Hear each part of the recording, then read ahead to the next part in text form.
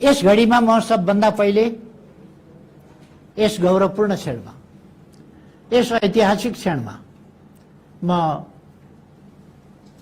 यस देशभरि आयोजना गरिएका वडा अधिवेशनहरूको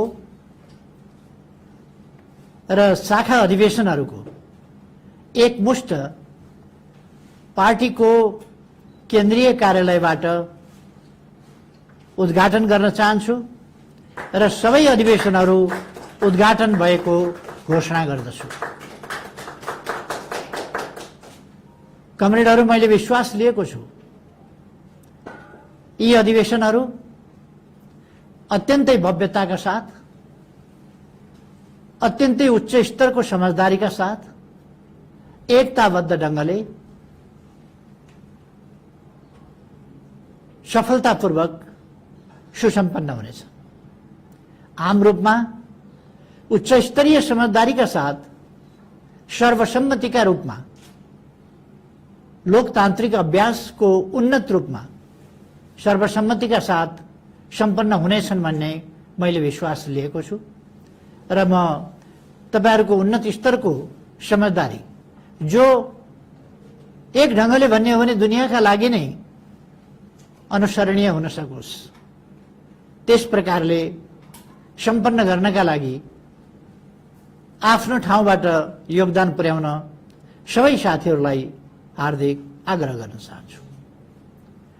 कमरेडहरू, हाम्रो पार्टी 2006 साल वैशाख 10 गते अर्थात् 1949 अप्रिल 22 का दिन स्थापना भएको, अथवा अहिले यो पार्टी 72 वर्ष पूरा गरेर 73 वर्षका उतार चढाव र अनुभवहरू साथ यस ठाउँमा आइपुगेको छ।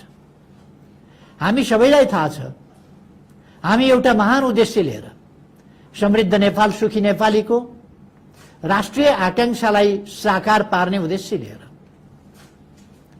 आफ्नो अभियानमा, आफ्ना कामहरूमा आत्मविश्वासका साथ, दृढताका साथ र सक्रियताका साथ अगाडि बढिरहेका छौं। यस्तो अवस्थामा हाम्रो पार्टीका आधारभूत संगठनहरूको अधिवेशन, जो वडा अधिवेशनहरू अथवा हाम्रा आधारभूत संगठन भनेका वडा संगठनहरू, शाखा संगठनहरू र तिनीहरूको अधिवेशन, यो सायद यसरी एकैचोटि राष्ट्रव्यापी रूपमा यति ठूलो संख्यामा अधिवेशनहरू आयोजना गरिएको र तिनको एकै ठाउँबाट उद्घाटन गरिएको, यो सम्भवतः पहिलो ऐतिहासिक रेकर्ड पनि होला। एकैचोटि यति धेरै अधिवेशनहरू आयोजना गर्नु सहज कुरा होइन, जो नेकपा एमाले जस्तो एकताबद्ध, सशक्त र आफ्ना उद्देश्यहरू, गन्तव्यहरू, आफ्ना बाटा, आफ्ना कर्तव्य, आफ्ना अभिभारा र आफ्ना सामनेका चुनौतीहरू बुझेको पार्टीले मात्रै र तिनको समाधान गर्ने अठोट र संकल्प बोकेको पार्टीले मात्रै यस्ता कुराहरू सम्पन्न गर्न सक्दछ। आज त्यही भइरहेको छ। हालैको घनघोर वर्षा र केही दिनको अविरल वर्षाको कारणले बाढी, डुबान, पहिरो र आँधीहुरी समेतका कारणले कतिपय जिल्लाहरू र कतिपय ठाउँहरूमा आजै हामीले वडा अधिवेशनहरू आयोजना गर्न नसकेका ठाउँहरू पनि छन्। ती केही ठाउँहरूमा साथीहरूले व्यवहारिक र सम्भव निकट भविष्यमा गर्ने गरी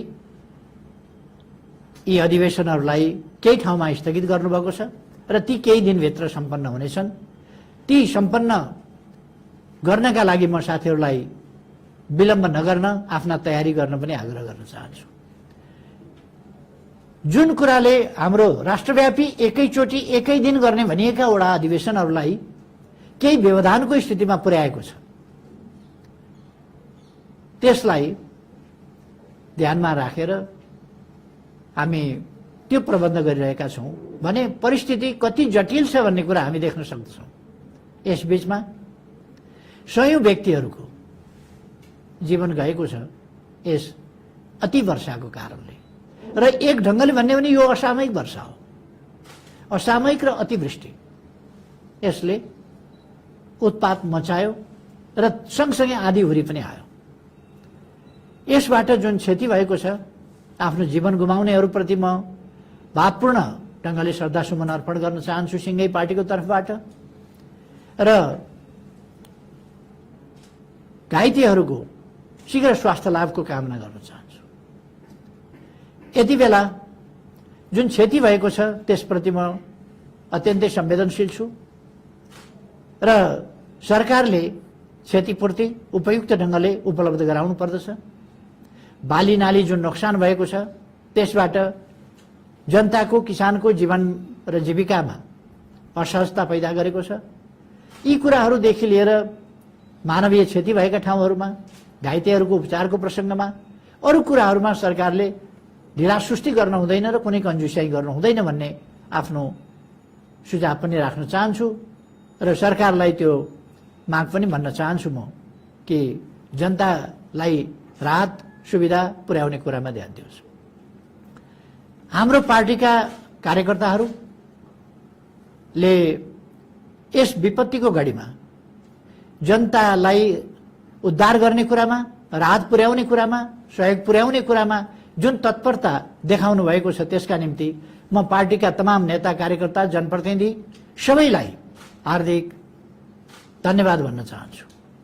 र यो समाज सेवाको, परोपकारको र आफ्नो स्वाभाविक कर्तव्य पालनाको यस भावनाको उच्च सम्मान गर्न चाहन्छु र यसलाई हामीले निरन्तरता दिनुपर्छ भन्ने कुरा पनि राख्न चाहन्छु।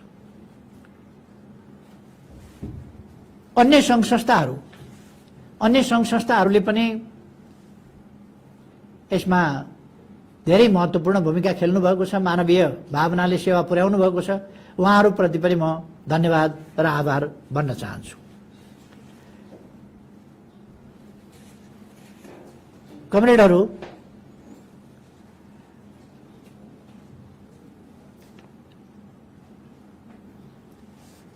कमिटी निर्माणको हिसाबले हामी सबैलाई थाहा छ पार्टीमा केही समय अगाडिदेखि, यसै त पार्टीमा अलिक लामै समयदेखि अनुशासनहीनता, अराजकता, पार्टीका आन्तरिक विषयहरूलाई बाहिर लगेर छर्ने र दुनियाँका अगाडि तमासा देखाउने, जग हसाई गर्ने, विरोधीलाई उत्साहित बनाउने, आफ्ना कार्यकर्ताहरूलाई निराश बनाउने खालका प्रवृत्तिहरू लामो समयदेखि सधैँ थिए। तर गत वर्ष लगभग भनौँ या गत 1.5 वर्ष करिबदेखि पार्टीभित्रका समस्याहरू अत्यन्त गम्भीर, केही स्वार्थी तत्त्वहरूले आफ्ना स्वार्थ, आफ्ना कुण्ठा, आफ्ना निराशा र ईर्ष्याभाव जस्ता कुराहरू, ती कुराहरूले पार्टी जीवनलाई अत्यन्त अस्वस्थ बनाउने र पार्टीको आन्दोलनको भविष्य खतरामा पार्ने, त्यसबाट देशकै हामीले प्राप्त गरेका उपलब्धिहरू, लोकतन्त्र, हामीले प्राप्त गरेको संविधान, त्यसको रक्षा, लोकतन्त्रको रक्षा, लोकतान्त्रिक गणतन्त्रको रक्षा अथवा विकासका प्रयासहरूमा व्यवधान पुर्याउने र देशलाई नै गम्भीर घाटा पुर्याउने र देशलाई प्रतिगमनतर्फ धकेल्ने सम्मका चेष्टाहरू हुँदै गए र त्यस प्रवृत्तिले पार्टीबाट विभिन्न समयमा विभिन्न ढङ्गले बहिर्गमन गरेपछि अथवा पार्टी छोडेर अलग पार्टी बनाउने, आफ्नो समूह लिएर जाने जस्ता खालका क्रियाकलापहरूपछि एउटा सकारात्मक कुरो के देखिएको छ भने अब पार्टी एक ढिक्का छ। एक ढिक्का भएर पार्टी अगाडि बढेको छ र त्यस प्रकारका तानातान र पार्टीको हुर्मत लिने, पार्टीको बदनाम गर्ने, पार्टीको बेइज्जत गर्ने र बढाई चढाइकन पार्टीभित्रका समस्याहरूलाई ठूला समस्या छन् भन्ने खालका कुराहरू अब पार्टीभित्र रहेन। त्यो एउटा खुसीको कुरा हो। र त्यस परिघटनापछि यो पार्टीलाई कमजोर बनाउने खेल, पार्टीलाई सरकारबाट हटाउने खेल र अनेक प्रकारका हाम्रो पार्टी विरुद्धका आन्तरिक अथवा बाह्य समेतका साँठगाँठका जुन प्रयास भए तिनीहरूको एउटा निष्कर्ष सरकार परिवर्तनमा भयो र अर्को निष्कर्ष प्रचण्ड पार्टी छोडेर बहिर्गमन गरिसकेपछि र माधव नेपाल गुटले आफूलाई फरक ढंगले अलग गरेर प्रस्तुत गरिसकेपछि त्यस स्थिति पछि हाम्रो नयाँ ढंगले पार्टी अगाडि बढेको छ र हामीले भर्खरै देख्यौं आश्विन 15, 16, 17 मा 6000 भन्दा बढी प्रतिनिधिहरू सहभागी भएर पहिलो विधान महाधिवेशनको हामीले आयोजना गर्यौं र त्यो अत्यन्तै भव्यताका साथ सम्पन्न भयो। अत्यन्तै कुशल व्यवस्थापनका साथ, उन्नत स्तरीय व्यवस्थापनका साथ, उन्नत स्तरीय समझदारीका साथ र एकताबद्ध ढंगले सर्वसम्मतिले 3टा महत्त्वपूर्ण दस्तावेजहरू पारित गरिए। विधान सम्बन्धी संशोधनको कुरा अथवा संगठनात्मक प्रस्ताव प्रतिवेदनको कुरा वा राजनीतिक प्रतिवेदन र प्रस्तावको कुरा, अरू केही समसामयिक प्रस्तावहरू पूर्ण रूपमा सर्वसम्मतिका साथ पारित भए। एउटा महाधिवेशन सायद नेपालको कम्युनिस्ट आन्दोलनको इतिहासमा अथवा लोकतान्त्रिक आन्दोलनको इतिहासमा यत्रो ठूलो जनसंख्या, यत्रो ठूलो प्रतिनिधि संख्याका साथ आयोजना गरिएको महाधिवेशन यति सुव्यवस्थित व्यवस्थापनका साथ र यति गहिरो र उन्नत समझदारीका साथ एकताबद्ध भएर गरिएको र सर्वसम्मतिले सबै निर्णय गरिएको यो दृष्टान्तमा पहिलो आउँछ भन्ने मलाई लाग्छ। त्यस ढंगले हामीले सम्पन्न गरेका छौं। आज हामी एकैचोटि देशभरि यत्रो ठूलो संख्याका अधिवेशनहरू आयोजना गर्दैछौं जो हाम्रो पार्टीका आधारहरू हुन्।